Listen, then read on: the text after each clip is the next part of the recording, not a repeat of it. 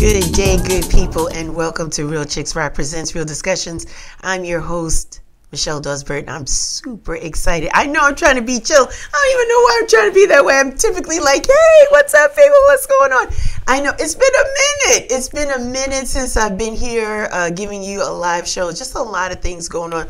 Life be lifing. Facts. You know what I'm saying? Life be lifing. I got a senior in high school. That guy keeps me busy. That guy keeps me busy. My life is not my own, but I'm glad to be here this afternoon. It's a beautiful day in the in Atlanta today. It's about 70 degrees, and it's October, mid-October. We had some cold weather this week, so it's just nice to be able to enjoy the sun kissing our face.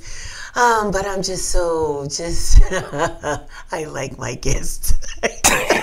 I like my guests. I give my guest a hard time, but I'm honored that he's here with me today. I want to welcome all the new listeners. Thank you so much for leaning in and checking us out for today. For those of you that don't know, Real Chicks Rock is all about creatively collaborating to connect and raise awareness regarding issues that impact women. And we have been doing community service, we do public speaking, we've done mentoring, and we've been doing this podcast since April of 2016. Look at you. Right? So we've been having some really insightful conversations, you know, from mental health to teaching to financial management and wealth and all of those good things. And every now and again, I get to talk to people that I just like, that I feel do an amazing amount of work in the community. And we can learn from some of the things that they do and what inspires them and all that good stuff. So enough of me talking. Ladies and gentlemen, it's Craig Garrett. That's today's topic. Hi, Craig. Hey, Michelle. How are you? I'm good. I like this guy. I used to give him a hard time. Used to. Ooh, he said used to. Used to. I used to give him a hard time because Craig was like, he was kind of edgy. You kind of got to know him. Once he knows you, I was quiet. He lets you in. He's very informational. He loves to share information. But enough about that. Craig, where are you from? I'm from Brooklyn, New York. Is that right? Yeah, that's where I was born. I never knew that about you. Is that where the edge comes from? I'm not edgy. I'm quiet. I stay to myself. Nobody from Brooklyn is quiet. You get the yo, what's up, what's going on? No, but so I'm from Brooklyn. Yes. And then we moved upstate because we were a Kodak family. Okay. And then we moved here. I moved here in high school. Okay. And even when I lived in New York, people are like, "You really from here?" I'm like, "Yeah, I'm from here." Yeah. I keep to myself. Yeah, you do. And the other thing is, and I always tell this story, and you know this, I didn't grow up in music. Yeah. Like I had a corporate life, and so for me coming into this space was always different because I didn't know everybody. Yeah. Everybody knew everybody. Yeah. And I just kind of came out of nowhere and was just doing my own thing, right? Yeah. And so I was trying to find my way and be comfortable. And a lot of times I would be in places I just didn't know, and so I figured it's best to keep your mouth shut. Yeah. And not let people know. And observe. Or they not let people know you don't know what you're doing. You in here figuring this thing out. And so you say I was edgy. I'm just like I'm just quiet. You're just really quiet. I'm quiet, and I can be focused. Yeah, that's fair. Yeah. But once I start talking, you can't stop me. You got something to say. Yeah. So let's talk about the Brooklyn years. What do you mean you don't know music? You didn't know music? No, I'm not from music. I've always known music. Okay, but you're not from music, meaning that you're not a musician, or? I'm not a musician. I didn't grow up in this. So a lot of people that I work with now, I was fans of, whether it was musicians, whether it was promoters. Yes. Like I grew up admiring the Richard Dunns of the world. Yes. Jake Carter. Yeah. Right. Yeah. Jason Orr. Jason Orr. Yeah. He gonna cuss me out for his name on air. Sorry, Jay. I'm getting old. Yeah. I spent a lot of money supporting them. Right. And so for me, I was watching them. Mm-hmm. I had a corporate job, and now that I started to come into this space, it was unique for me. Like I was rubbing shoulders with folks that I grew up kind of. Okay. I knew who they were. Yeah. But all the other folks that have been around music and in this space, I didn't know them. And how has it been, Craig? So did you feel that people embraced you with open arms, or did you feel like, who is this? You was getting this vibe, like, who's this guy? Both. He's getting both, right? 100%, especially in the beginning. Yes. And some of it, Richard Dunn always gives me grief about this. because I didn't know all the dynamics of like relationships of who and what, I probably didn't call certain people and like make. You didn't ask permission to kiss the ring. Well, I didn't invite people to things like, oh, you're supposed to invite so and so, or like, and I just didn't know, and so I just did stuff. And there were people that were extremely accommodating and welcoming. Yes. You know, I'll give Richard Dunn. Richard's one of my dearest friends, and I respect him, who he is professionally. But when we met, like, he treated me like a peer out the gate. Okay. And we weren't. Let's be very clear. Richard's been doing the game forever and doing it at a high level and well. Yeah. And there were people who, to this day, also dismiss. I mean, I'm fine with that. I do this because I love it. Okay. I fell into this. It wasn't something I planned to do. I'm a mechanical engineer by training. I ran supply chains and manufacturing plants. And I got into this because of the love of music. And really somebody asked me to help them with a concert years ago. And I ended up doing more than helping. Wow. And it sold out, and it was a great success. Okay. And he's like, we should do it again. And I was like, yeah. And it just grew from that. I had a job. Like, I was working during the week. You had a W-2. Yeah. You was filing taxes and all that. I had a comfortable job. You know what I'm saying? Yeah. I understand. So if we lost money on the gig, didn't bother me. It was like we had a big party for friends. Yeah. That's how it was. So for me, and then really it was my sister who encouraged me. I ended up getting laid off, and I'd gotten laid off in May of one year, and then we had Layla Hathaway that fall. So I was like, I'll take the summer off. I'll travel, see friends. Yeah. And then in the fall, I'll get a job again. Yeah. Well, Layla blew up. It was successful. 2 sold-out shows, the Grammy. And then I had this identity crisis because like my little personal board of advisors was like, you don't need the money right now. Why don't you go see if you can grow this business? Wow. And so I grew up, promoter was a dirty word. Yeah, it was. We're going to talk about that. Right. Yeah, and so for me, I had this identity crisis. I pulled a Dave Chappelle. Did you really? One-way ticket to South Africa. Really? Sat on my friend's couch.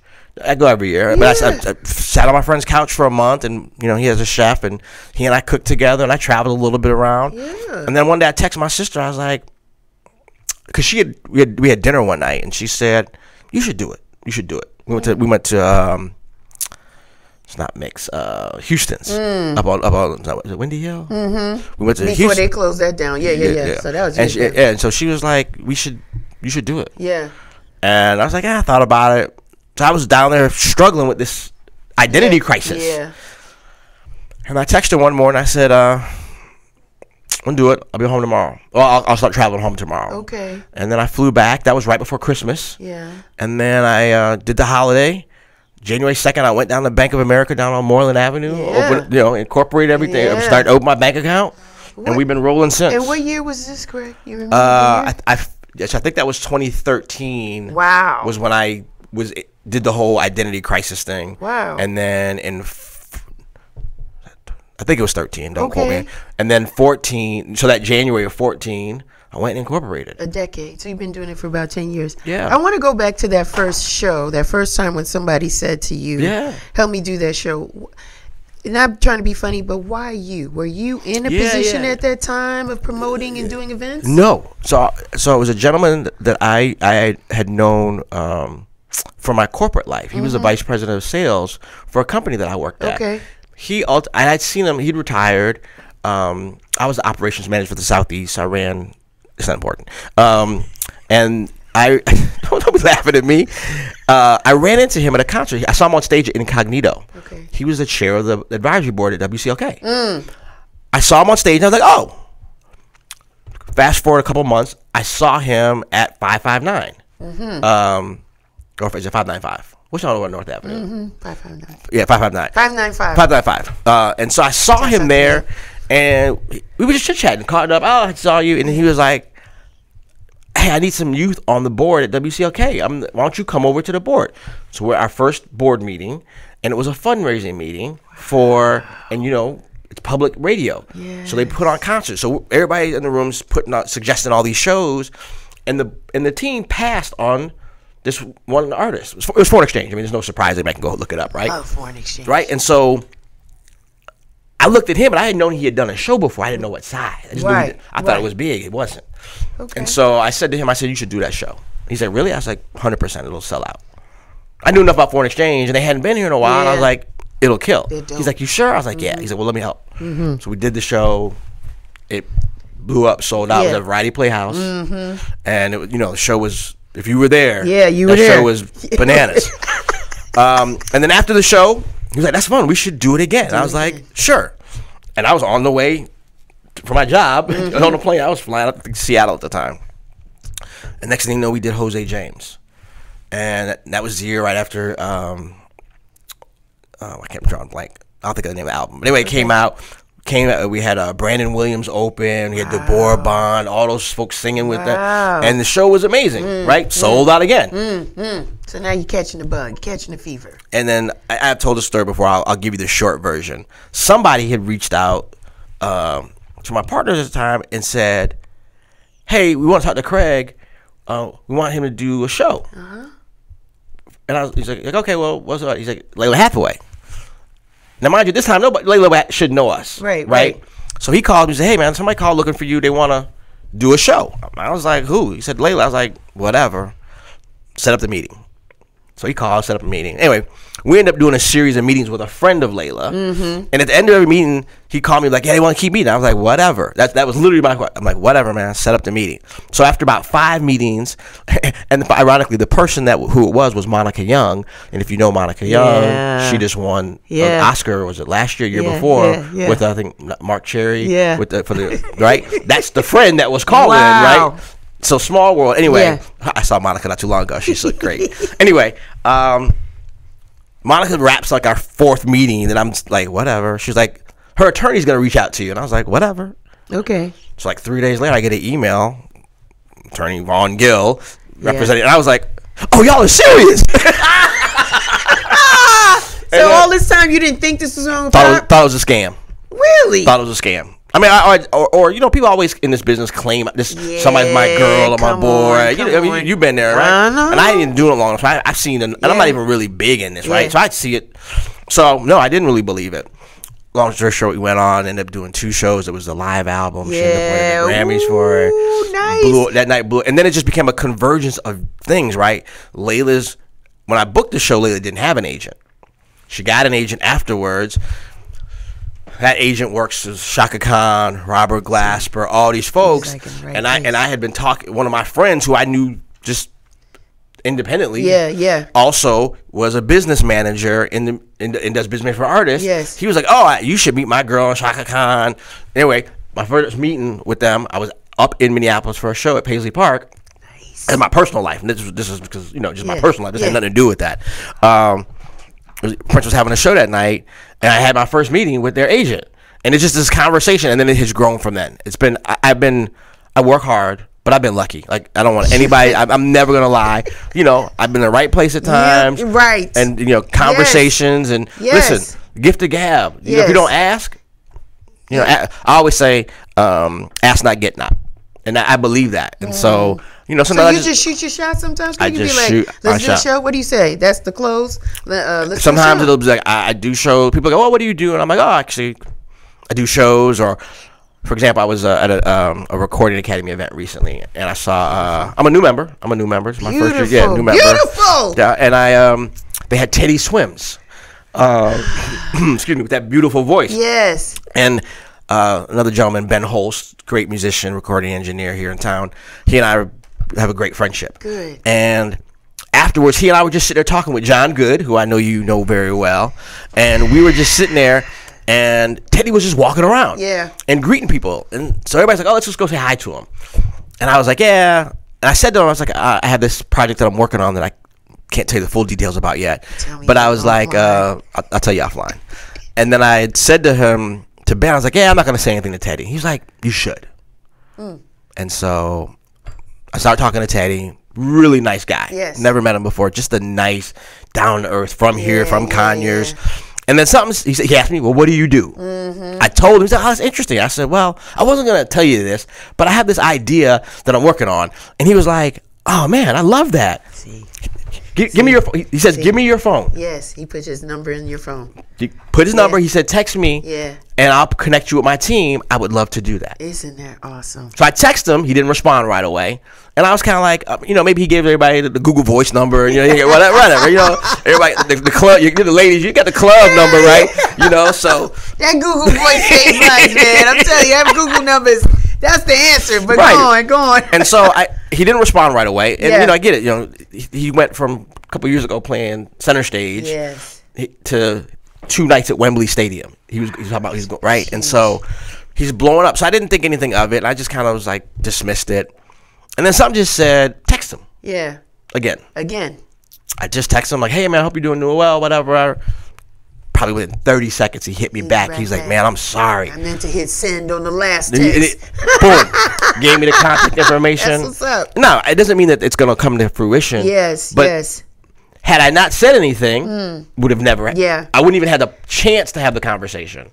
And so that's how I am. And sometimes it's just also some of it's your work precedes you, right? Yeah. But do you feel, Craig, sometimes that what you're doing is really not a big deal?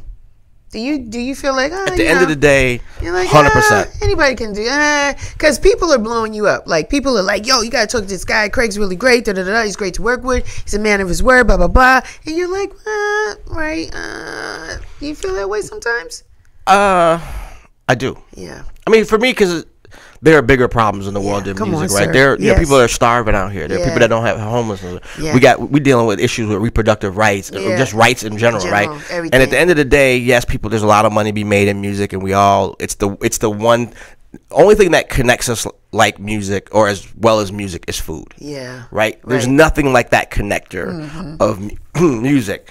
And so I have to put it into perspective, right? And at the end of the day, I'm not on stage, right? Nobody's coming to clap for me except for my mom was here. She would come, a couple friends, right? They might come, but at the end of the day, it's a business, and yes, I want to create this business so that the fans have a great experience, the artist and their team have a great experience. But at the end of the day, I don't go party with these folks. Yeah, you don't. I go home. For the most part, my friend network. Yes, I've made friends in this business. But your friend network is small. It's my tight friend network, right? And it's people that I've been with for a long time, or they don't care what I do, right? I got friends who, when I didn't have a job, rock with me. Elliot Brown and Heather Brown, right? I'm godfather of their kids. They don't care. I took my goddaughters to Layla, and the youngest at the time, India, with her sweet self, carried Layla's shoes because she left them on stage, carried them to her, right? At the end of the day, she don't care about that. Uncle Craig, can I get some ice cream? Right, that's what's important. Hey, where's the pizza? Bruh. Right? Yeah, right.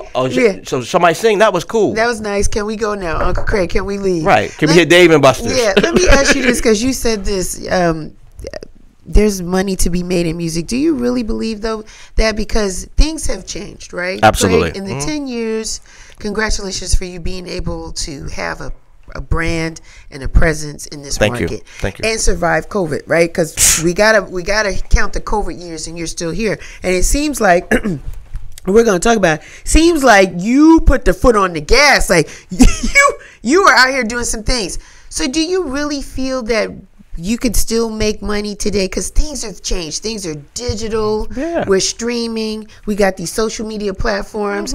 People may give you something free, like sing a few songs. Case in point, friends with somebody online. They went back home to their high school reunion. Lauryn Hill just went to the same high school, bust them in the head with 5 or 6 songs off the rip. They didn't pay for that. That was like a free concert. And we get to see it because somebody pulled up their camera and saw that. So do you think there's really an opportunity to monetize and make money the way things are moving today?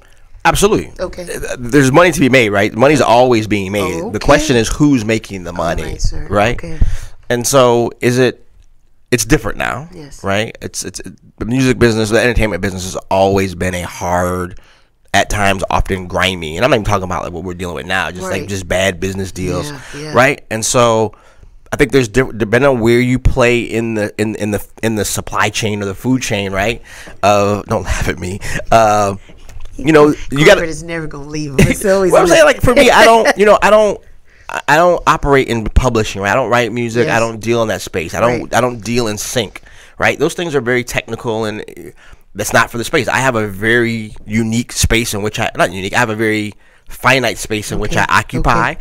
And so for me, in that space, you can make money. Are you going to get rich doing this? Unlikely. The world is different now. You know, there's probably never going to be another Eddie Rush. Yeah. Right. Right. Those folks are. What's the other brother? I'm just drawing a blank on. Everybody knows he's like the ghost in the business. You know what I'm talking about when I say his name. Okay. Anyway, those folks, you know, with AEG, Live Nation, you know, it's consolidated. Fresh Takes, and all these other people. And listen, I'll be honest. I'm looking forward to seeing what the outcome of this antitrust lawsuit is going to be. Right? I'm just interested in that. But if you're smart and you play in your space and you listen, promoting shows and producing shows is legalized gambling. Like, right? It just is. Like, if you can't lose money, if you can't stomach that, this ain't a business for you, right? Right. And so one of my mentors told me that. He said that was the exact words. He said, "Man, this is gambling." He said, "Now, hopefully your wins outweighs your losses, right? Yeah. Or your wins are big enough, so if you got one big win, but it covers 7 losses, that's great. You're good. But, you know, I live a very simple lifestyle. I have a mortgage, car paid for, right? You know what I'm saying? So I live a simple lifestyle. Yeah. But, yeah, you can make money. You know, again, you're not going to get rich. You know, I'm not going to be out here looking like Rick Ross, and, you know, buying mansions and driving around in Aston Martins. That's not, I think there are people that can get to that, but you got to be in a different place. For what I do, it's about a lifestyle. And, you know, you mentioned COVID. Yeah. I want to be transparent. Come on. If I was reliant on the entertainment industry during COVID, I would have gone bankrupt. Yes, you would have. Yeah. I have another business. My sister and I have a real estate company in Savannah where we rent luxury vacation rentals. Nice. Yeah, so we have 5 homes that we rent out. Man, and so that saves streams that can come over here. Listen, if you're not you know, multiple streams has been a buzzword for years, but it's real. It's a real thing. So if you go to X company and that's your only source, X company might cut you tomorrow, and it's a high probability. And if you don't have anything else coming in, right, or another skill that you can activate, right. And so for us, you know, for me specifically, because I'm here, music is like this or like this. Yes. Yeah, I understand. Right? You might not see a show from me for months. I know. Then you might see 4 shows. I know. Right? And of those 4, 2 may win and 2 may tank. Yeah. Fiscally, right? Yeah. So do you do it, Craig? Like, I'm going to ask you the question you asked me before we started. But are you still passionate about it? Does it give you a buzz? As a promoter, you're in the back with your arms crossed, and you see this talent, and you see the reaction of the crowd. It buzzes you up, doesn't it? I'll tell you this. I do love it. So I'm a fan first. At the end of the day, I'm a fan. That's what's up. Once the business is done, I'm going to go sit in the stands. I'm going to sit on the side. I'm going to go up backstage and pick out on TV. I'm a fan. I see you walk around in the seats. I see you walking around. I'm working. Yeah, you working, getting it. What are you checking for vibes? Energy? I might be taking care of guests that are with the artist. Yeah. Maybe there's an issue. Because at the end of the day, when my company's name is on the show, I want to make sure everybody has a good experience, because that's part of our brand. It's like, I want to make sure the managers, the artists, the stagehands, the venue, I want everybody to feel good about working with us, right? So because not everybody gets, you know people who, when they phone, their name comes up, you be like, nah, I ain't taking that call. Right? I want people to take my call. Even if you don't agree with me, you at least know I'm going to do good business. I'm going to do good business. Right? And so, and so, but I'm a fan. But answer, I do love it. My favorite moment, outside of when my check is more than my expenses, is if you ever notice, usually depending on what venue it is, but I'll stand on the side of the stage or off to the side of the stage where you can't really see me unless you're. And I love when the curtain opens or drops and I can look across the artist's face and I see the audience going crazy, and then the artist is happy. And that exchange of energy, that to me is utopia. That's it. Because that's what it's about.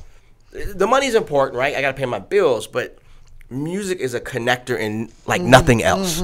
And so to see people love their idols or their people that they're heroes. There's nothing like that. And I've been fortunate prior to getting into this business. I got to hang out with my musical idol. And so who was that? Prince. Don't start. Now listen, we're not doing that. We're not doing this, Michelle. We're not doing this today. But my point is, I've understood what it's like to be a 20-something-year-old kid rolling up in your idol's house and being at a party.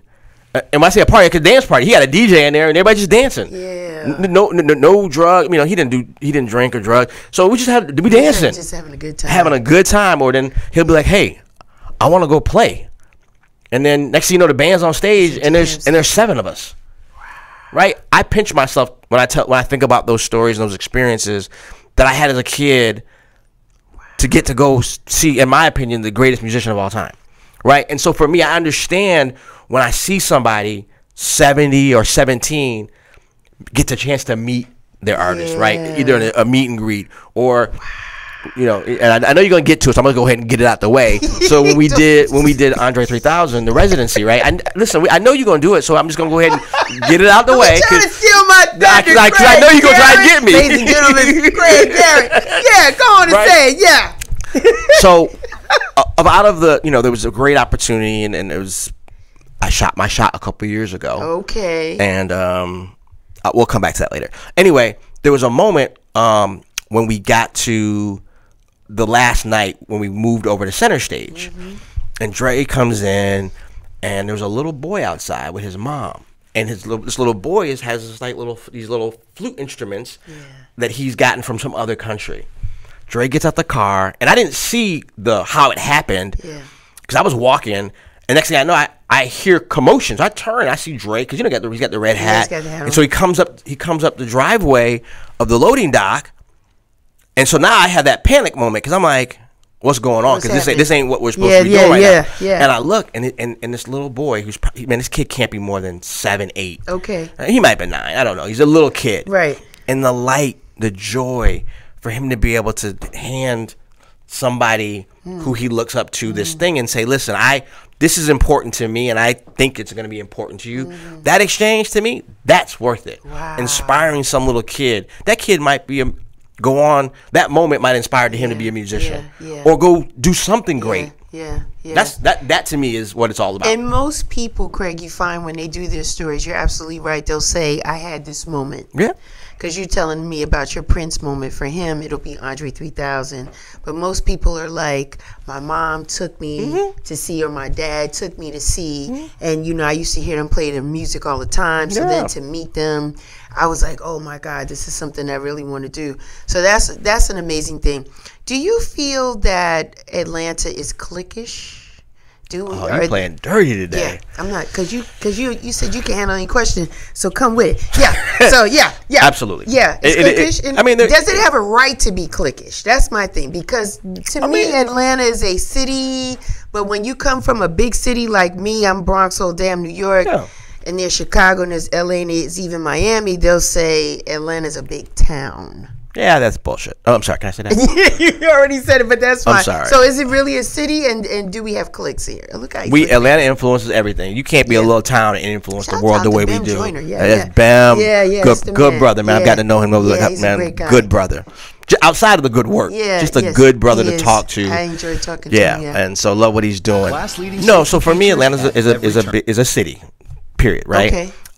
The cliquish is its real 100%. Okay. And sometimes I think the implication is that cliques are bad. And I don't think that all cliques are bad, right? I think you rock with the people that rock with you. Correct. And so for me, there are relationships that I've had from the beginning, and I'll give a great example. Well, an example, I think it's a great one. My photographer, Tiffany Powell.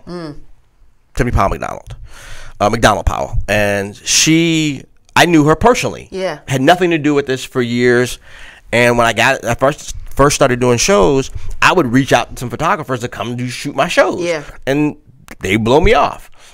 Tiffany was like, I'll rock with you, whatever. Okay. And so to this day, she's my first call always.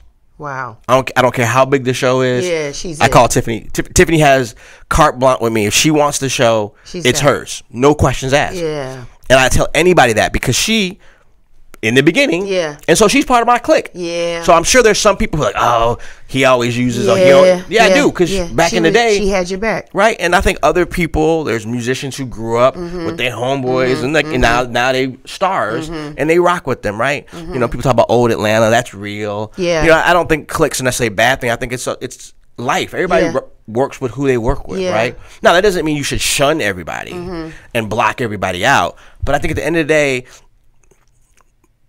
part of my business is I try to work with black vendors. I understand. Right? My sound guys is owned, minority owned. You know, I try to work with the venues. We don't have one yet. Yeah. We're working on it, I think, right? I know you are. But if I could, I try to work with people who I want to support, and then once you have a good relationship and you can trust them, right? So for me, trust is a big thing. Yeah. Once you break trust with me, we're pretty much done. Yeah. Right. Yeah. And it's unfortunate, right? Yeah. Like, I won't hate against you. I want you to still eat. You just can't eat at my table. I heard that. Right. That's keeping it real. That's 100%. Right. I will not eat at my table. I want you to eat. Yeah, but not. I'm not serving you. Not at all. Yeah. And so I eat with the people that have been good to me. And like, if I make a mistake, I own up to it. Like, hey, this went bad, or unfortunately, that's usually not intentional. Yeah, something, miscommunication. But I think cliques. It's real. It happens here. Everybody works with who they work with, and that's okay. But I think you should be open to people, right? Like you know this. Yeah. I'll talk to anybody. You will. Right? If anybody walks, don't start. We're not doing this today. People call me. Talk to me. I was like, that's when I discovered he's a chef. He likes to cook. Like, he's a really good cook. I didn't know that because I was like, I just talked to you that day. We had a good conversation, but I was like, I don't know this guy. He's kind of like, yeah. I love being on this show. I do. I love being on this show. And the funny thing was, I've watched the show for years. Yeah. And as I was growing the business, I was like, is she ever gonna invite me on the show? Yeah, absolutely. So I felt some kind of way for a little bit. I ain't gonna lie. I was like, because dope platform, right? I've had some great people. I've been blessed to talk to. You great people, thank you. And you bring great people, and that's real, right? Yeah. And I'm being joking, like, but I did think like, am I ever gonna do enough good work to get on the show? You have. Well, thank you. Because you did say it at the beginning of the show, the type of show, like, promoters have this bad name. Yeah. What is the definition of promoter to you? Oh, to me. Yeah. What is the definition of a promoter? Let me split it too. I think there's promoters like what the definition of my experience is, and then to me, then there's the promoter like what I want to be. Okay. So for me, promoter is someone who brings all the elements together and literally promotes the show to the public, and then hopefully collects the money at the end, and then pays everybody. Hey, that right? part. And so for one of the things that was important to me when I started the company is I always wanted to make sure nobody in this business could ever say Craig Garrett Next Level didn't pay. Right. Anything, I've paid people even when they didn't perform. I know that's right. Right. Yeah. And like, because the deal was you and I had a deal for X amount of dollars, and you were going to do this. We didn't have a deal if I made money. Correct. Right. And so if I lose money, that's on me. That's fair business. Yeah. Right. Yeah. And so so for me, a promoter is someone who works with people to bring together their talents, to showcase it in front of other people in a fair exchange, such that a monetary exchange and an exchange of energy that everybody walks away feeling good. That's what promoter is to me. And so I made that up on the spot, but that's what it is, right? Like for me, people. I always like to say I work with people. We work together. I don't care, even in my corporate life. I don't care if you were 3 levels below me on the org chart. Yeah. I never said so and so worked for me. Right. I always said we work together. We work together. Right. Never was my employee. I was never the boss. But I also felt that way about my seniors. I respected them, but I would always say, "Oh, we work together." Now somebody says, "Well, what do they do?" I'm like, "Well, that's my vice president. I'll get a trip." Right. So I don't even know where I was going with that. But my point was, I try to work. I just try to do good business. Yeah, you do. Things happen, and I try to be honest. And it's difficult in the city because, or just in general, just in the space, because it is a risk, right? And it is your money up front, or whatever the case may be. You don't know how sales are going to go. You don't even know how the energy is. Sometimes people are all in as a consumer. They want the show. You bring it back. They're, it's Atlanta can be funny, right? It could be a little wishy-washy with who they want to see, when they want to see. Sometimes they don't go based on the venue. right? The venue, the light was the wrong angle. The sound, they didn't like the seats. The Last seats time I was there, somebody threw up next to me. So I ain't never go back. Bad experience. The parking's too expensive. Like, it's a whole bunch of things. And because of COVID, or just the change, we've lost a couple of venues. You used to do Bankman's. The B-side, right? The B-side. Well, I did a lot. We did a lot of stuff at Bankman's. It was a great place to be able to showcase a lot of local talent, right? Yes. And then they let us be creative. Yes. It was a good energy space. I could do Prince's rare cuts, right? Oh, yes. We could have Cleveland Jones come in and do his own original music. Happy that's right. Yeah. So shout out to Bankman's. Sad they're gone, but they got to a place where they let local creatives create, which is important. And I shout out to Kristen and Sparkle and the team that was over there. Sorry, I said Kristen, I meant Kirsten. They just let us create, and that we miss that in the city now, right? We don't have a place that's not a center stage. Which shout out to Center Stage.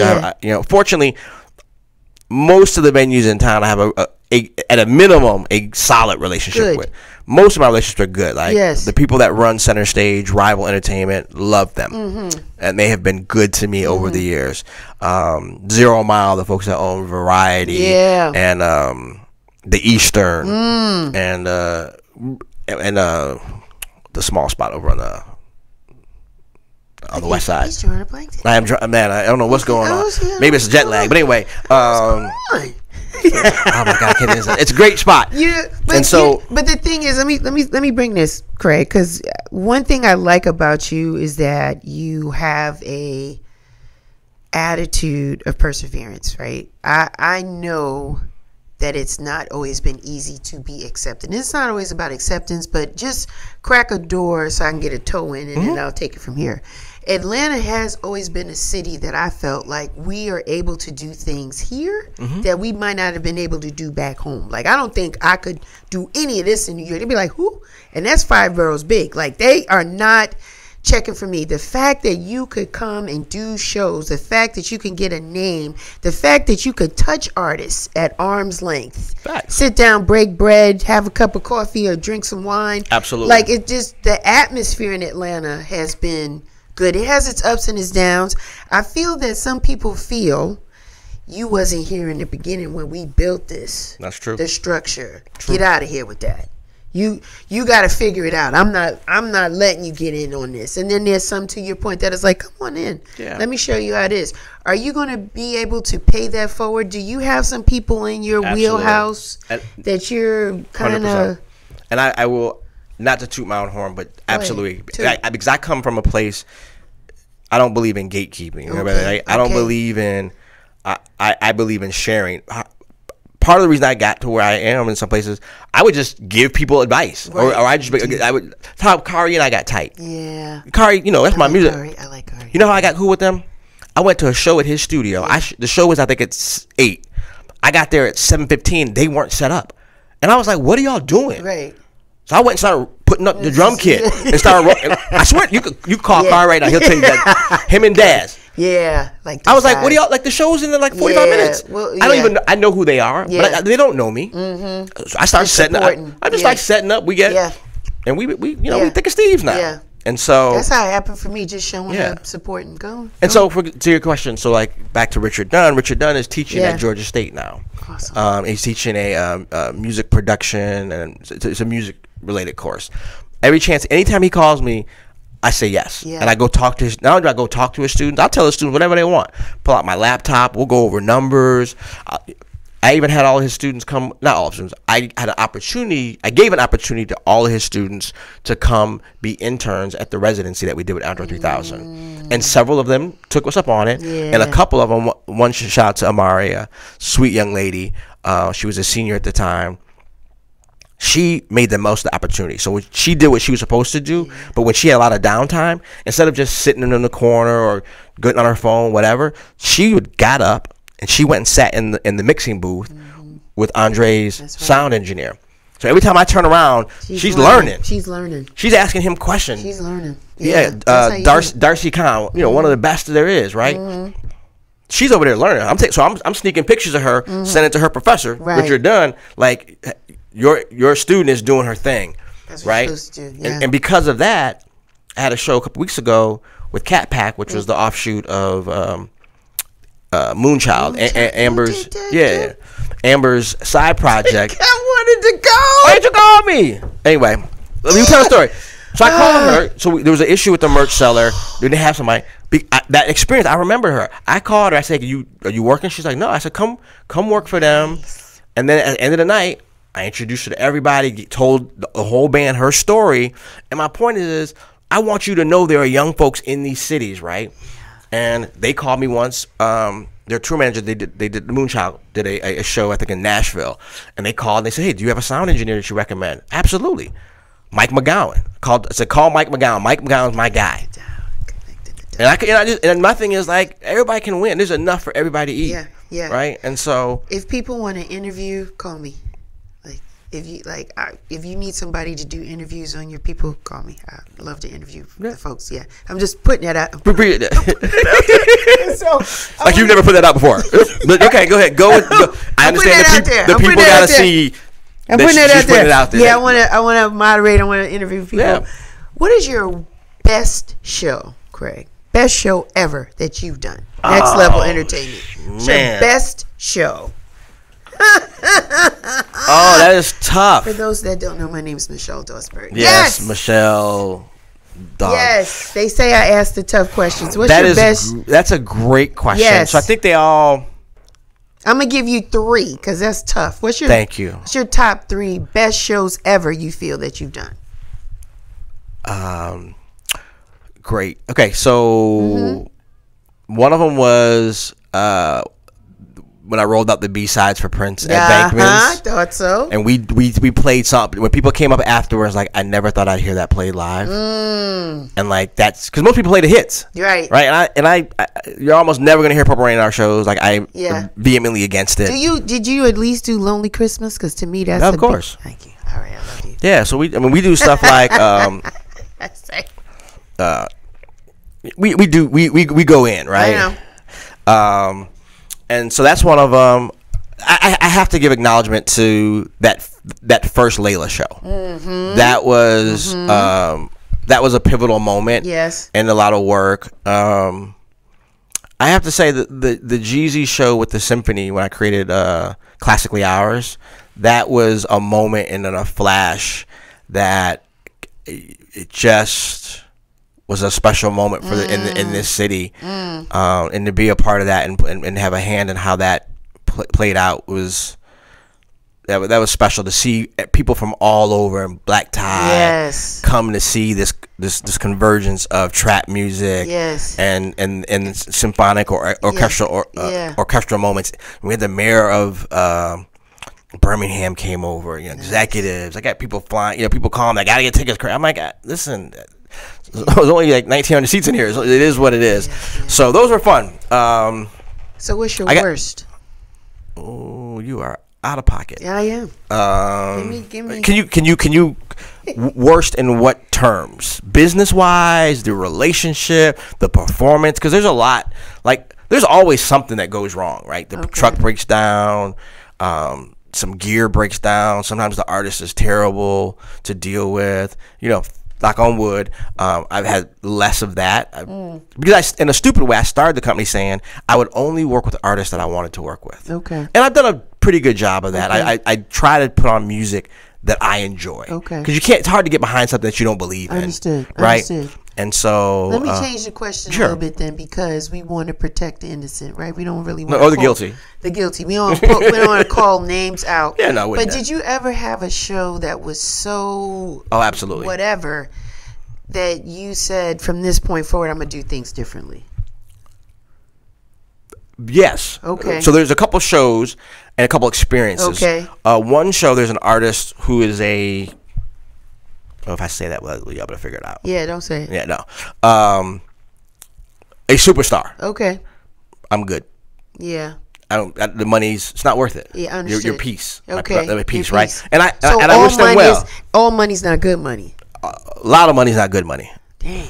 Right? And that's just real. Dang. And so, and there's another situation where, yes, I did what I would not normally do and dealt in handshakes, and it came to bite you. 100% because people.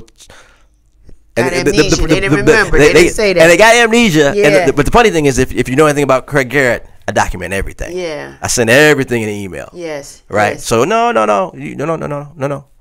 That's not what we. That's not. Right. I wrote it down. Right. And I said this is what the terms were, and if you have that, and you've never came back into this issue with differently, this, right? So that's and so what it is. I document everything. So yeah, but at the end of the day, every day is a learning experience. I learned something new today. I learned about this building, right? And I learned what's. I'm saying if you're not learning every day.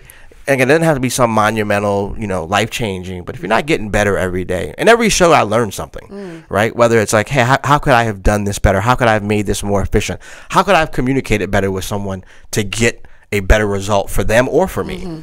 So I think about everything every day is like, how can I get better? How can I improve? And sometimes it's just, hey, how can I get dressed faster? Yeah. To get out the door and not waste time, right? Or how can I be a nicer guy? Listen, I have that. That's a real conversation. There are days like, how can I be better to somebody? How can I be better to somebody? Yeah. I want to shout out Slow Mo Media because yes, that's Carlton Hargrove and Lamar Shirley and Shantae Lagan. I used to see Craig there.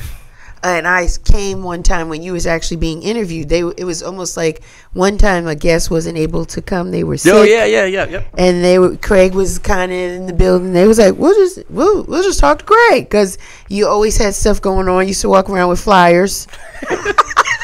Stuff because that's when you had street teams and stuff, right? We used to put stuff on cars which is funny. Like, I hate paper. Yeah, you hate paper. I'm an environmentalist at heart, right?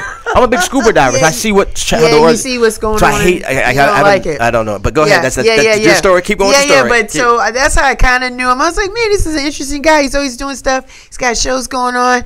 Like, how did he get to this place? But shouts out to them because we love their show. We admire them. We had that conversation before we started. We love what they do. And for me, it was an inspiration. I told them, I've had them on the show twice, and I've told them what they were doing was an inspiration to me to do what I do today because I think they were really top notch in doing it.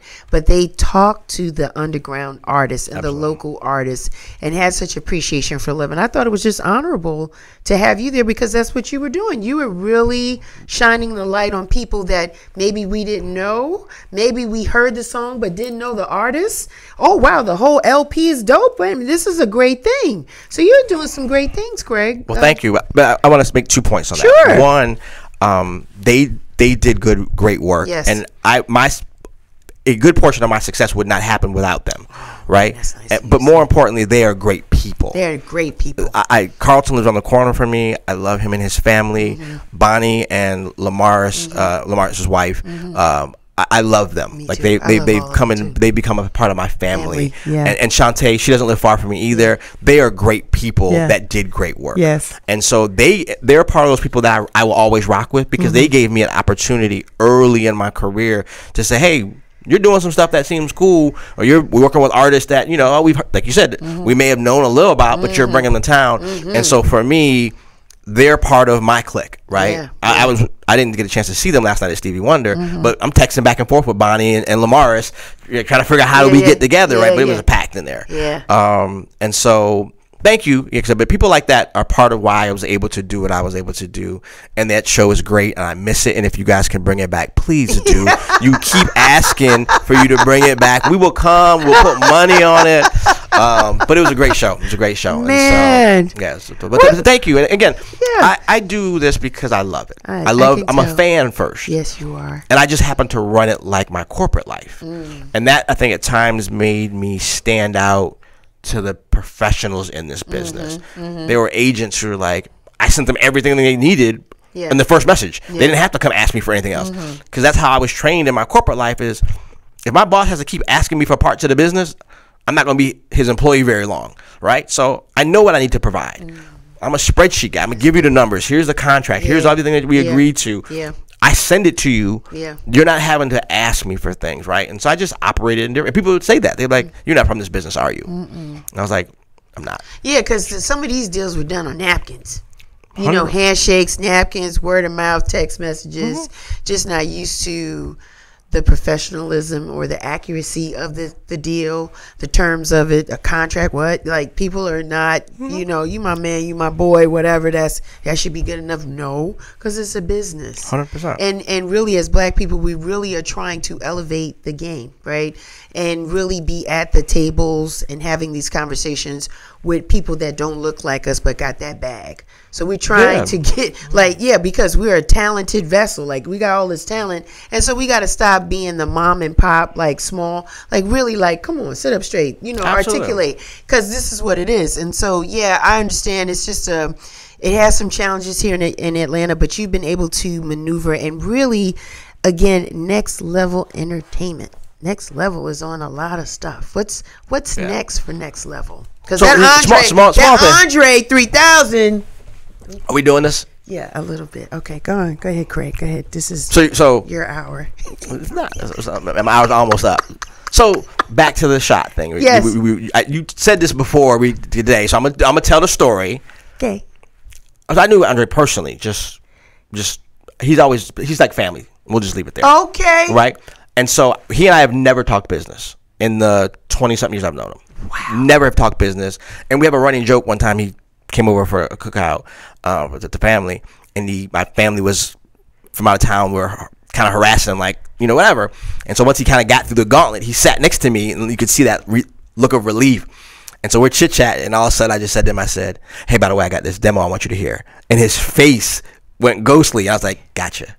And so that was just funny, right? So anyway, he called to check on my sister. He called to check on my sister, and I answered the phone. And then he said I'll call her later. And so he called me that night, and so we started talking. Okay. And he was that GQ interview that you saw with him in the laundromat. Yeah. He and I had 60% of that conversation 2 years ago. He's like, I don't know if you know, I'm making this album, and I just started talking to him, just telling him stuff. And at the end, I'm like, Craig, you gotta do it.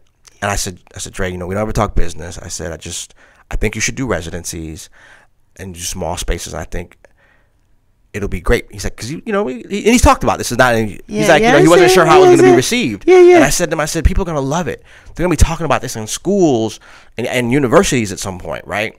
And so fast forward like a year and a half, 2 years, I'm out the country, coming back from a concert in the middle of the night. I get an email that says basically, hey, we heard you had this idea. Can you talk right now? Right. It's like 1 in the morning. Of course. And I'm literally in another country. I was in Rwanda at the time, and I'm like, I'm exhausted. I am beat. And I was like, I can talk right now. So I call, and we talk for like an hour and a half. I'm just pitching ideas like, oh, we could do this, we could do this. And this team they're receiving it. Yeah.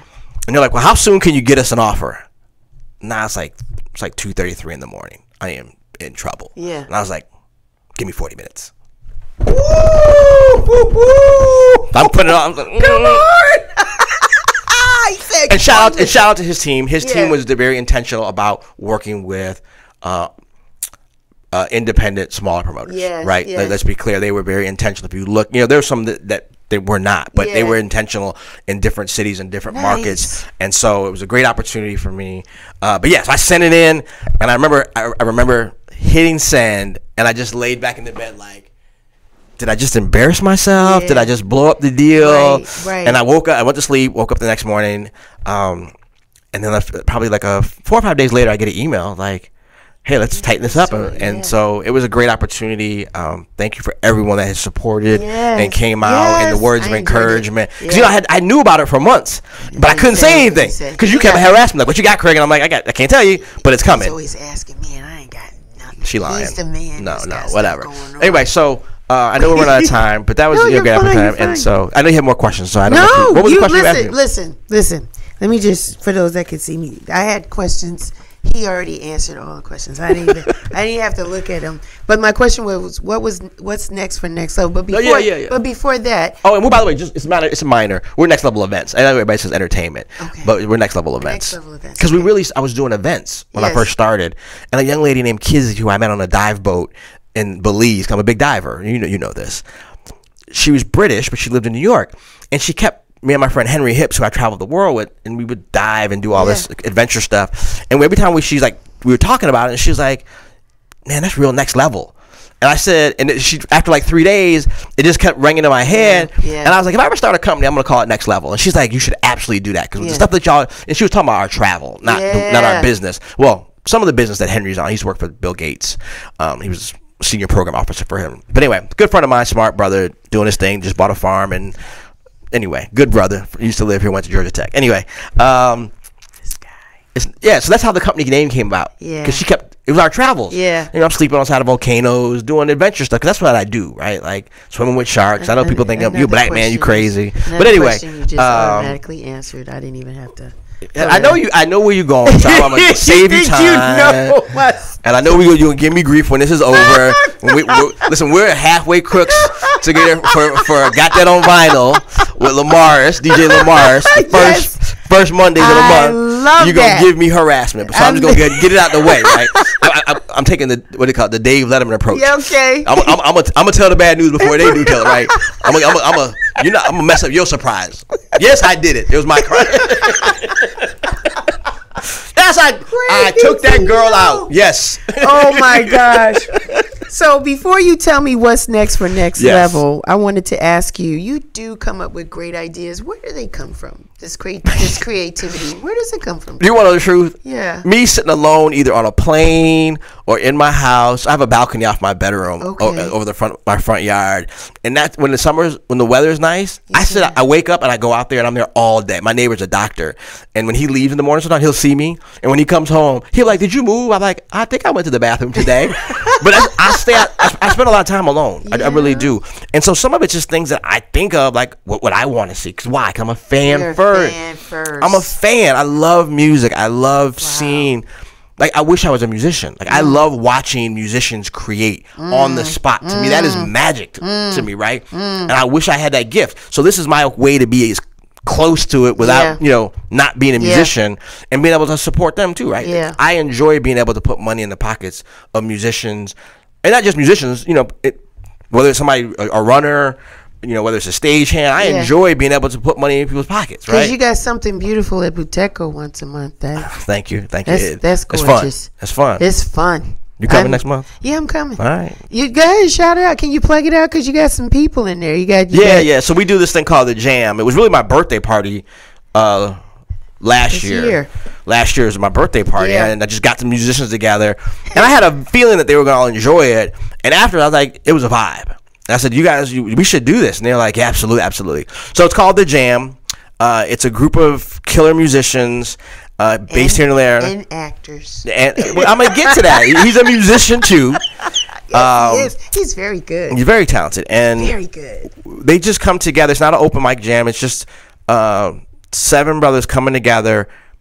No rehearsal, no practice, and just spontaneous jam. Right? And we don't really let people sit in unless it's special, right? And it's just them vibing. So it's called the Jam. It's the first Thursday of every month at Buteco. Starts at 7:30. We usually go till about 10:30, 10:45. We take a break in the middle for about 15 minutes, and it's just a great. It's a vibe, right? Really nice. And the band is. And they're monsters and all in their space, right? Yes. So up front we have Dashiell Smith, the trumpeter, the lyricist, the rapper, the dancer, the comedian. The anomaly that is DJ LV, who is able to match beats and pitches and speeds, is there's nobody like LV. And our keyboard player is the uber talented Rodney Edge of Edge Music. Played for After 7, the bass player for the After 7. He was keyboard player for Anita Baker. Amazing. Next to him, we've got the incomparable Kari Cabral Simmons. That's right. Everybody should know Kari Cabral Simmons. India Ari. Yes. Jiva. So all the stuff in town. He's just amazing guy. Nice guy. One of the nice people in the world. Next to him is the incomparable Mr. Malcolm Jamal Warner. That's our thespian, our in-house also bass player and trumper. He plays trumpet too. He's played a couple times at Buteco, but he usually plays bass. He always bass. Yeah, because he plays bass more. Yes. But he's an amazing trumpet player as well. And then next to him we have Landon Anderson on drums, who is a monster in his own right. And then next to him, to round it out, is the one and only Atlanta rock royalty legend himself, Mr. David Wild, of Wild Peach fame. But if you're listening to anything on the Outkast, the Dungeon Family, Big Boy, there's a good chance that David Wild was the guitarist, if not on the album, definitely on tour. And so, man of little words. The funny thing is, he's a person, sometimes he might not say anything to you, and then there'll be one day you can't stop him from talking. And David Wild is an enigma, and I love him to death. And and just watching him play, especially in rehearsal. Sometimes we'll be sitting there at 800 East Studios, and like we'll be rehearsing, like there'll be a little break, and then he'll just start playing the piano, and then pick up the guitar and just start foolywanging, and we're all sitting there like, "Do you see this?" Yeah. And like we all become fans of just. I remember one time Malcolm, when he was first getting to be a part of this other band that we have together, he's just looking around like, why didn't y'all tell me? Like, listen, you never know what you're gonna get with David Wild. So it's really it's a fun time. Buteco's an amazing place. It's a great space that Rafa Pieri created. Shouts out to Rafa. He's beautiful. He's a beautiful spirit, man. And he's an amazing percussionist and sound engineer. Good family man and husband. I love that guy. Just a good guy. And Rafa, and it's Buteco's a great space. Just come over there. Over there in Grand Park area. Yep. Get your tacos. Get some coffee. Get some alcohol. Good food. Yeah, it's a good food, and it's just a great space, and it's a grown, yes, right? It has. And I don't mean like that grown and sexy. It's like adults coming to enjoy good music, good conversation, good food, good drinks. Listen, we start at 7:30. We may start a little bit late because traffic, but usually we start around 7:30, and by 10:45 you can be home. Right, or close to home. Get a good night's sleep. Get up in the morning, go to work. Because most of Friday, right? So you can party with us. But we're not gonna keep you out all night. We're not gonna be starting crazy late on a regular basis. Right? Because we respect people's time. Y'all got babysitters. Some of you you spent money on a babysitter. You got to get up in the morning. Listen, come get your music. A lot of people who have jobs, they come for the first set. And then they get the first set. They leave, or they may stay for the beginning of the second set and then tip out. But it's a good time. So I need to think about that. Yeah, so it's thanks. okay. That's why I'm here. Anyway, that's why I'm here. Before we wrap, I want to say, I do want to say, all jokes aside, we do give each other a hard time. Well, no, you give me a hard time. Let me be clear. In response, but anyway, I want to say thank you for having me. Thank you for creating this platform, not only for people like me to come, but for the listeners that get a chance to experience this and the great topics that you do, and being the beautiful spirit that you are. Like all this banter that we have it's just who we are. But at the end of the day, you're good people and your heart is in the right place. And I know for me, it's an honor and a privilege. So I apologize profusely when I had to reschedule before.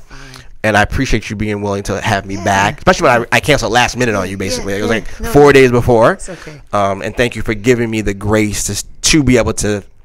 I felt bad calling you. You know that. And thank you for giving me the grace and the space to take the opportunity that I did to go overseas with Andre. And so thank you. And keep doing this. And I know it's hard and it's a grind. It's a grind. But it's good work. It's a good work. And because keep doing it gives people an opportunity like yourself to share your story without interruptions. Sometimes it's hard to cram everything that you got going on in a few minutes, and so to give you unlimited space to just share and talk is great, and people will be inspired by what you say. I'm inspired. I feel like I'm going to put you on the list as a mentor because I need it, just trying to figure things out. But I wanted to ask you, what's next for Next Level? That's what we were talking about. What's next for Next Level? So there's a few things that are so there's some I'll call them concert series that we're working on. I love it. He's talking dirty. I love it.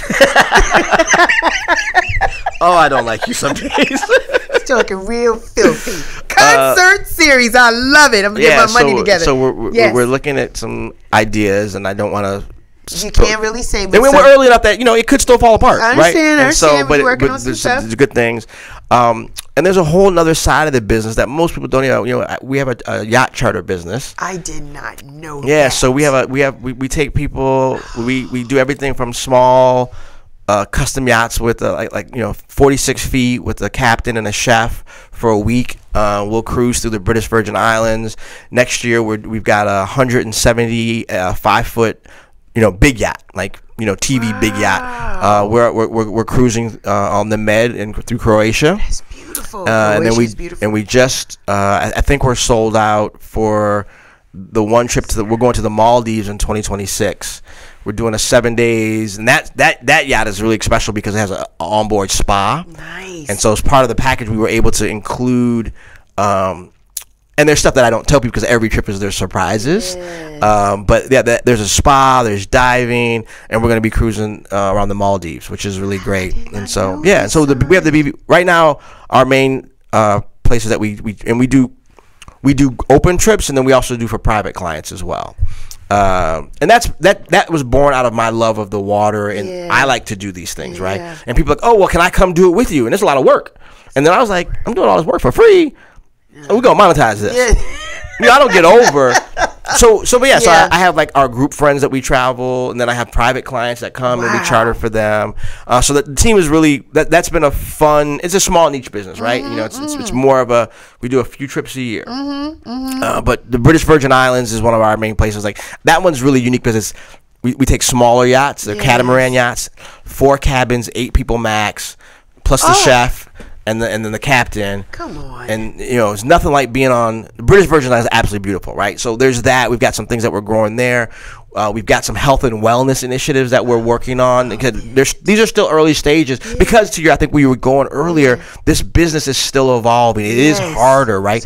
So we're trying to find places where we can still participate. We can still offer good experiences for people. In spaces that they want, right? So think health and wellness, think yoga, music. Music is always going to be a part in some form or fashion of my, because I love music first, right? I fell in love with Prince because my sister was listening to 1999 and Dirty Mind in the morning before school. And I'm supposed to be asleep, and I'm across the hall grooving, jamming the head when I shouldn't even know what this song's about, right? Listen to Sister and like not knowing what this whole That's how I fell in love with my parents. Used to slow drag in the kitchen, right? Or we had reel to reels, and like my neighbors Frank and Sylvia. My parents would get together at one of the houses, and they would be playing the reel to reels, Womack and Womack. We'd be listening to stuff, and they dancing or having food, and we sit around watching this. So that's what I grew up on. I grew up watching my parents entertain through music. Right? Did your parents have a favorite song that they slowed down? Well, and so be honest, my parents were divorced. My mom remarried, and so I don't know if Rick and his name was Rick Blackwell. I don't know that my mom and Rick had a favorite song. I'm sure they did. But one of the songs that sticks out in my mind is a song that you'll know is "Your Body's Here With Me, but Your Mind's on the Other Side of Town." Right? OJ's. Yeah.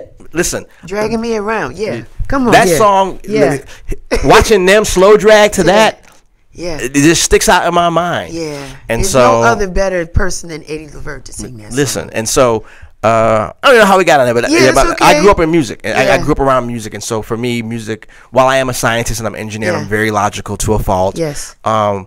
Music is a part of my life. It's part of the fabric of who I am. You're not going to come to my house and there's not some music playing at some point, right? Every cookout, there's music. Whether, if the TV's boring, we're going to turn the volume down, going to put some music on. If you just come over and you just happen to be there, I'm going to put a playlist on. Something's going to happen. Or even before I got into music, I probably went to, on average, 3 to 4 concerts a week. Whether it was small, like, whether it was 529. Was it 529 in the little 5 points? No. Next to Moods. Aisle 5. Aisle 5. Sorry, 529 is over in the village. Aisle 5. I go to Aisle 5. I'm going to Center Stage. There's so it was in a park. Yeah. That's the beauty of Atlanta. There's music everywhere. When people say, "Oh, it's hard," no, it's not hard to find it. You're just not working. Yeah. Right? You can just walk through Little 5 Points. Somebody's gonna play a guitar. Yeah. You can walk down. And back then, shouts out to Creative Loafing, because that was the source of everything. Because that's where you could see everything to those small venues that you're talking about. But then when I gotta give honor and shout out people like Aisha Rashid Hyman for keeping going and communicating their events, right? With Spread Love. I got to give out shout outs to people like Larry Stewart, who had the E Street Team newsletter back in the late 90s, early 2000s to make sure that, who did it for the love in the beginning. Right. And so, hey, there's all these events that me and my friends are going to. Let's make sure everybody knows about them, right? Obviously, with the advent and the success of social media, those things are not. Those are our primary go-tos anymore. The exception may be Spread Love. Spread Love is still, I think, a important outlet that people follow. They send emails. They send emails. They blog. They send stuff out, so you know what's going on. And you're going to see Aisha and Kemet out right there, whether it's their events, They gonna come to your events. They're gonna come. Actually, that's how I got to be cool with Kemet. Yeah. He showed up on an event I created called the Love Bazaar. It was this little. It was cool. It was a vibe, and he showed up. He showed up and was like, "What the heck is going on here?" And I started talking to him about some of my ideas, and he was like, "Man, we need to talk some more." Yeah. And you know, good brother, man. Yeah. And I grew up loving them from Arrested Development, who I just saw 3 weeks ago down in Fayetteville. I'm gonna put this out there. I don't know if it's gonna make the final cut. I am claiming today. Go on. I am going to work with Arrested Development. Are you? In at least 3 places. Okay. I talked to Tasha on the right. Okay. I told her I want it, right? I love her. She's a sweetheart. She's just beautiful energy. But I've always loved since day one. Yes. I got a chance. I've seen them a couple times.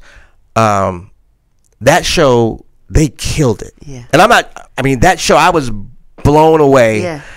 And I was like, oh yeah, I don't care if it's in my backyard. Yeah. I'm going to in Atlanta. It's like a new revised energy that they have. Shout out, and they had Ishi, so she was back. Yes. Headliner was there. They are traveling and doing a lot. They are everywhere. Yeah. So just Tiny Desk too, or something. It was. Did they? Yeah. Yeah, that's right. Yeah, that was awesome. So for me, like that was an experience. I'm just like, man, I'm claiming that because I want to work with them. And so.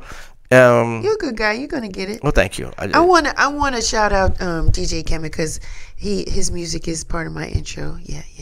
That's why. Good brother, man. He's a good man. That's how I got to it. Yeah. I knew of Kemet from coming to your events. No, from Arrested Development. Oh, okay. That's how I knew of him. Yes. Right. How I really got to know him. Yin Yang. Yeah. With the Chronicle. Yes. I tell shout out to L Rock for not looking at me like I'm crazy. I ran into him at the West Side Motor Lodge for an event. Yes. And I say this for Lil John too. But I met L Rock. I said, brother, you don't know me, but you don't realize how many times you almost got me fired messing around with y'all till late hours in the morning on Thursday or Friday. Go to work Friday. And I worked at the time. I was in a management training program. So I was doing a rotation of shift work. I had to be work out in Covington, and I lived in College Park. I had to be there at 4:30 in the morning. Yes, I'm like, man, y'all, how many times you made me late? Almost lose my good corporate job, right? I was in the I was doing pretty good, right? Yeah, man, messing around with them cats. One of my favorite moments. I know I'm overtime. Are you okay? I'm sitting in Yin Yang one night, and I always get there because I get places early. I'm sitting at my little table. I always sit up by myself, and all of a sudden, I hear this voice say to me, "Hey, do you mind if I sit at your table?" But I didn't realize it was talking to me. Yeah. And then I get this tap on my shoulder, and she's like, "Hey, do you mind if I sit at your table?" So it's me. Yeah. I look up. It's Lisa Lopez. No. And I swear to you, I looked up at her and she's like, "Do you mind if I?" And I'm thinking to myself, "Do you think I'm gonna tell you no?" You're right. Come on, Left Eye. Sat down, and I don't know her. I don't claim to know her in any form. It was a moment in time. When I tell you, she was the sweetest person. She sat there and we just talked. Yeah. She wasn't Lisa Left Eye Lopez. She was Lisa Lopez or Later Hear Music, and we just talked. And of course I knew who she was. Yeah. And I was just trying to hold it together because she was physically beautiful, but her spirit, people that talk about that energy, it's real. It's real. I had one night, we were together probably 3 hours. Yeah. And that whole 3 hours, she introduced me to beaties. I don't even smoke. And she was like, you want one? I'm like, what is that? She's like, it's a beatie. I was like, I don't know what that is. And she's like, oh, baby, and she's like, it's cloves. And I was like, I don't smoke. I don't drink. Yeah. So she actually clowned me. She's like, you don't even drink? Yeah. She's like, how you live? And I was like, so it was a little funny moment. Yeah. It's not as funny to y'all, but trust me, it was funny to me. But yeah, again, almost losing my job for music. And so it was in my soul and my spirit to do this. And then when the opportunity came, and I've jumped on it, and I've definitely had those moments where I've been like, I need to go back to my corporate job because my accountant keeps calling me like, you sure you want to do this? Yeah. Now, again, there's moments and he's like, okay, keep doing it. And other moments he's like, are you sure? Bruh, you got to retire at some point, and right? How long have you been away from corporate America? I had my last corporate job. I left in, was it June? I believe it was June of 2014. Wow. Yeah. That's 10 years. 10 years. Yeah. And so, yeah, because congratulations. Thank you. And so, has it been easy? Absolutely not. Have I missed some bills along the way? 100%. Have there been nights I'm like, made some choices like, oh man, maybe I won't eat tonight. Yeah. Right? Don't feel bad for me. Like, I got family. I'm never going to be homeless. So, you know, I don't want to portray. Right. But going from making a very comfortable corporate salary for many years to I may not make money for months. Right? And I'm spending money because I'm paying deposits. Yeah. You pushing it forward. You got to play. I'm paying advertising. Next show. Yeah. Right. And I'm working on the show in May. Yeah. In January. Yeah. Plus, I'm also working on the show that's in August. Right. You know, some artists, until you have that relationship, they want 50% up front. And so, you know, we can get, that's another kind of, we can get to the financing and all that. But yeah, I did it all the wrong way. I used my own money.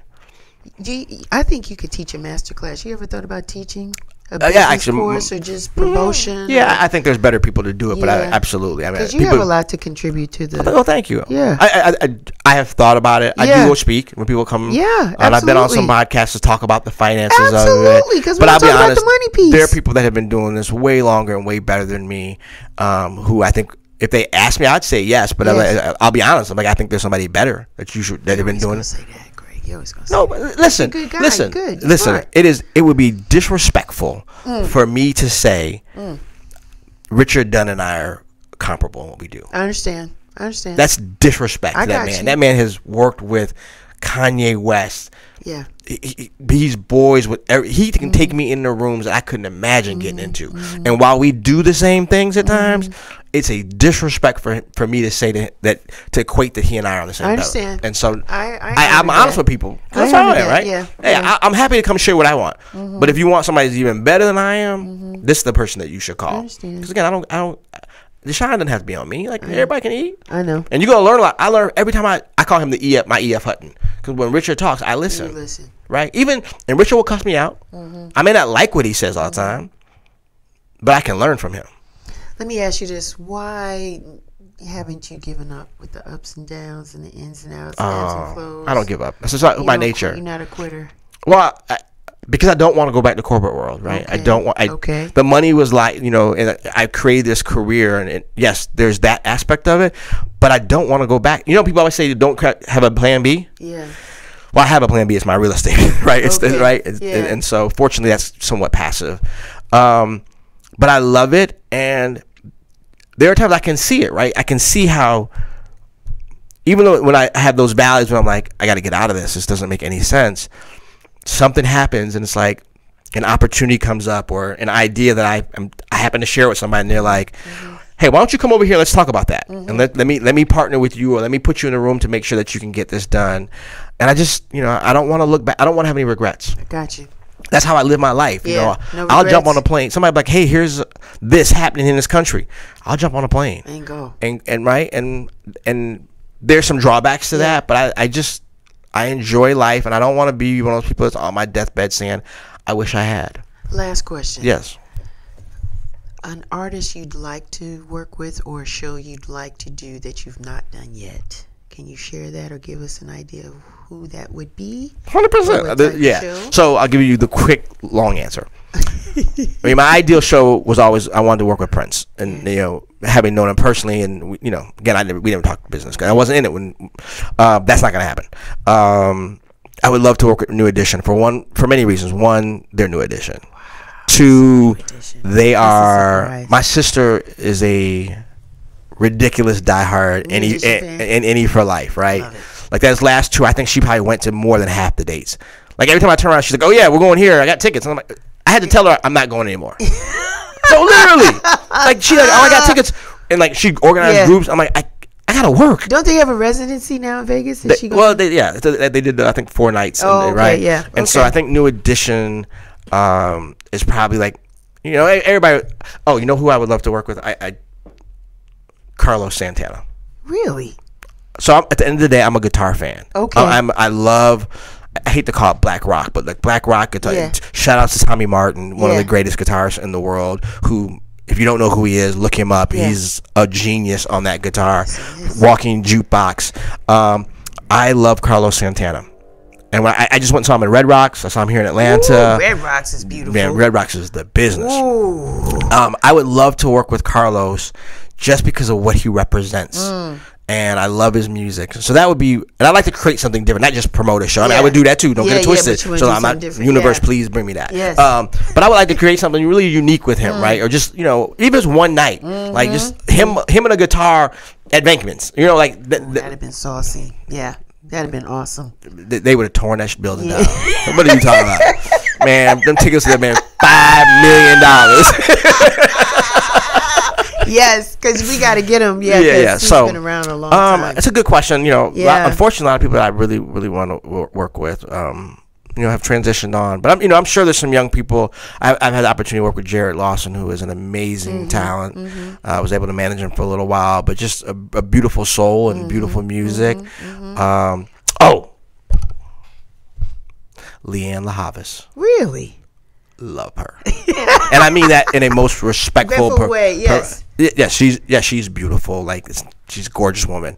But at the end of that, and fortunately, every time she comes here, somebody introduces me to her. Well, I met her, and so I talked to her. She's a sweetheart. I just ran it when I had to cancel on you. Yeah. She was on the same festival. Really? And so we hung out backstage and got to talk. So and so, but for me, her talent.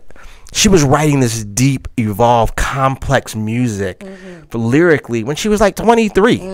And she's just, she's a very physically attractive, but more her energy and her spirit and what she can do with that guitar and the words that she writes. And, those are probably some off the top of my head that I can think of. I'm sure there's somebody. Oh, the Roots. I mean, everyone wants to work with the Roots, right? Yeah. I think the Roots would be somebody really cool to work with. I'm surprised you haven't with them yet. They're with the big dogs, right? Yeah. And so they're on Fallon. They only do weekends, tour. So it's a hard business now. Like, it's harder to call up and be like, the other thing is, it's different. And then you have to get in a room that you want to get into, right? So there's only so many big rooms that you can put him in where the money makes sense. Or the tickets are going to be $5,000 for the nosebleeds, right? And then, of course, that's probably a Live Nation AEG building, and Live Nation and AEG is like, well, we want them for the tour, which I'm not mad at that. Right. We'll talk about that another day. But, it's hard to get just to pick up the phone and call and get an Anderson .Paak, right? Or Pac. Who's by the show? Did you go to the show? No, I saw pictures. He killed it. So I saw him in LA with The Color of Noise, Derek Hodges Orchestra. Amazing. Yeah. But in Atlanta, it was the last night of the tour. Yeah, he killed it. And I've seen Anderson before. Yeah. That brother, put him on the top of my list. Yeah. That show was phenomenal. I went to Robert Glass. I love Robert Glasper. I went out to his festival last year.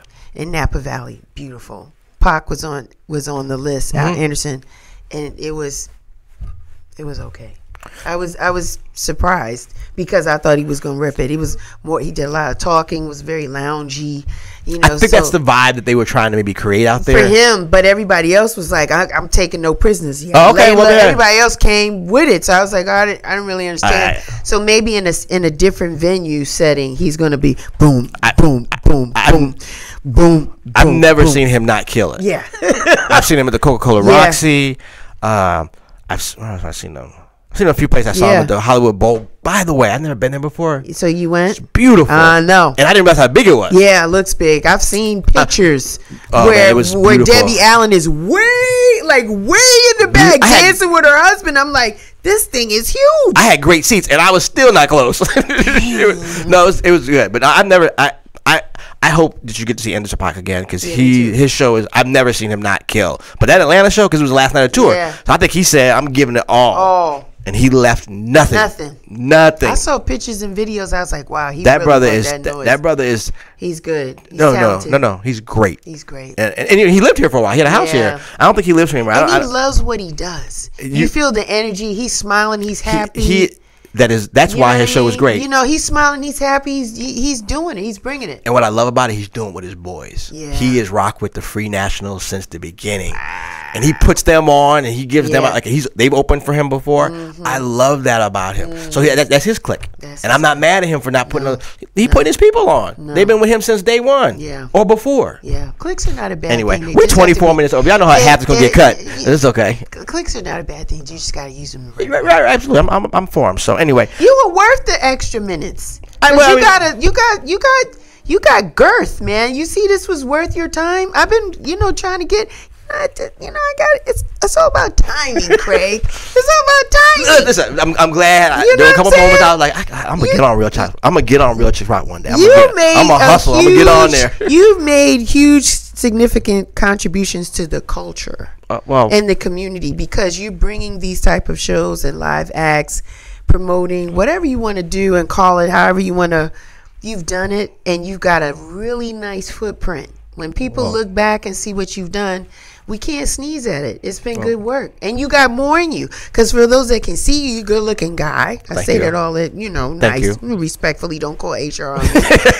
You're a nice-looking guy. You take care of yourself. So you have more years ahead of you. Is that a fair statement? No, absolutely. Yeah. And thank you for that. It's always hard for when people tell me that, because in my mind, I think about all the people that came before and really have really shaped this culture. And yes, I do believe that I have contributed a small morsel, but there are people that Jason Orr, Jay Carter, all these folks that you could talk about that really shout out to Ron Smith, good brother, right? All those folks. I was going to Harmony in Life and seeing PJ Morton when they were over at Hard Rock on Peachtree Street, right? And they shout out, and seeing Tommy and Trina perform over there, who I would try to give a shout out to. But to me, those are the people that I really think shape the culture. I'm just being able to contribute a little bit now. And your contributions have been good. Well, thank you. That's fair to say. No, I accept that. It's just hard for me as someone who goes and supports and see these people, because you're a humble guy, who were grinding when it wasn't easy. They didn't have technology like I had. They didn't have opportunities. They can look in Polestar and get contact information, right? And so I respect what they went through, because I can only imagine. I know how hard it is now. Yeah. I can only imagine what they went through. So I always want to make sure that we give them the credit for what they've done. And there's so many people that I don't even know who deserve credit in that community. So no slight. I just don't know who they are, but I know they exist. You've worked with Ron, right? Yeah. Have you worked with Jay Carter? I've never actually directly work with. I know Jay. You know him, but do you want to work with him? This One Music Fest is coming up. Shouts out to him. I'd love to talk to him on this show. He's doing great things. But so in the short version, would I love to work with Jay? Absolutely. That's like saying I'm a guitarist. Would I want to work with Prince? Yes, right. Jay is a brilliant marketer and producer and promoter. Yes. Who has, for me, I respect him as a person, because he's a good guy. He's a good guy. Good guy. I respect him. But as a professional who worked in corporate America, I respect the businessman that he is. So I would love to work. Do I want to be a part of One Music Fest? I think they've done that. Yeah. Like, if I had the opportunity to work with Jay and work on something new and create something, 100%, that would be an honor for me. It could be one and done. It could be like a one night something. But yes, I would love to work with Jay. I think Jay's a great person. And what he's contributed to this community is, we owe a debt of gratitude to him. And so he's put a good spotlight on Atlanta. Man, a great spotlight. And he's taking it to, I think in Dallas or Houston. They're in Dallas, I think. Yeah. And there's tons of other stuff. I know he was last time we talked, I think they were starting a cannabis business. I think he was even been exploring some resorts or something. Don't quote me on that. But my point is, I would love to work with him, because I think he's a brilliant businessman. That guy. And he's just a good dude. I mean, maybe you see Jay on the street, he always shows love, and everybody wants to talk to Jay, and he knows that. And the fact that he still takes time and just takes a moment, I want to really talk to him. Yeah, and he responds to my text with a mic on the table. I want you to do that too. I really want to talk to him. I don't think he does a lot of interviews. I know. I really would want to talk to him. And I can't speak for him, because I've never talked to him about it. Yeah. I got to know Jay personally before I knew him in the music. I knew what he did. Yeah. But he was friends with my friends. Yeah. Right. And so we would just be in places, and I got to know him. And then since I got in this business, there's a little bit of overlap. But again, we are not the same. I know. Right. Like that brother's doing. He's so far beyond. I would love to talk to him. This platform has allowed me to be stealthy. Yeah. I've talked to the Bim Joiners. I've talked to the Jason Orrs, the Ron Smiths. Have you had Richard Dunn on yet? I had Richard Dunn on here. Craig Garrett's, like the list keeps going. But again, talking about the creativity side, the business side, the culture, all of that great stuff. I'm getting off on a tangent. There's a new young lady that's she's with Live Nation. The sister, young. She just moved to the Atlanta office. Her name is Lou something. Okay. really sharp. Actually, I got her email. She's doing a hosting event this week. I think we should talk more about maybe. We'll talk. Yeah, she seems really sharp, and you know she's inside the monster. We're gonna talk, right? And so anyway, I think I got a new mentor. Don't tell him no, well, but again we're 30 minutes over, so I don't know how much it's gonna make. I got a new mentor. Every time you see me, I got anything you ask me, I answer. I know anything you ask me, I now tell you. I gotta carve out time. I really gotta come and be serious because now I see your worth. I see you. You saw my work before. That's why you asked me. I know. So don't start that. I'm gonna start. And I'm saying that. I'm giving you honor, saying you're doing what you're doing, and so we're gonna keep talking. You know, I'm always gonna support you whenever you call me. If you need anything, if you need me to come pick you up because your car's not working, you know I'm gonna come do it. I appreciate it. Right, but I'm also gonna support you. We haven't done that yet, but yeah, thank you. Yeah, hopefully your car's always working. But if your car don't work and you call me, I'm gonna come get you. You gotta be in the country. You don't even here. Too. But if I'm not in the country, I'm like, hey, my friend is here. Let me send you an Uber. I feel like you're extending the olive branch for me to be a part of the family. Listen, you've been a part of the family. Listen, I don't let anybody just give me a hard time like you do. Yeah. I won't say anything. I just walk away. I sit there and take it with you. And I'm like, yeah, I just take it.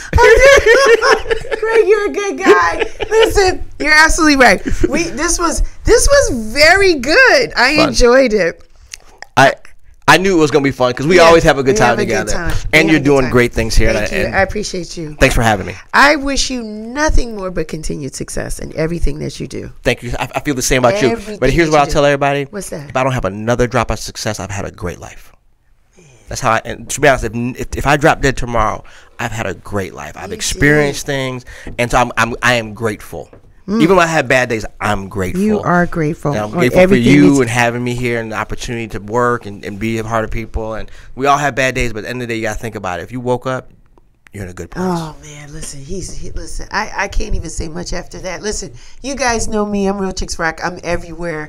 I'm on Facebook. I'm on Twitter. I'm on IG. Listen, go to the website realchicksrock.com. We still got some shirts out there. Do that. Check out the merch. See what you like. Get something.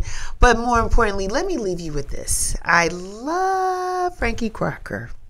If you're from New York, you would know. He would be on WBLS, and he would close out his show by saying this. May you live to be 100 and I live to be 100 minus a day, so that I would not know that beautiful people like you had passed away. Thank you for checking out Real Chicks Rock Presents Real Discussions. Be sure to subscribe so you don't miss our next show.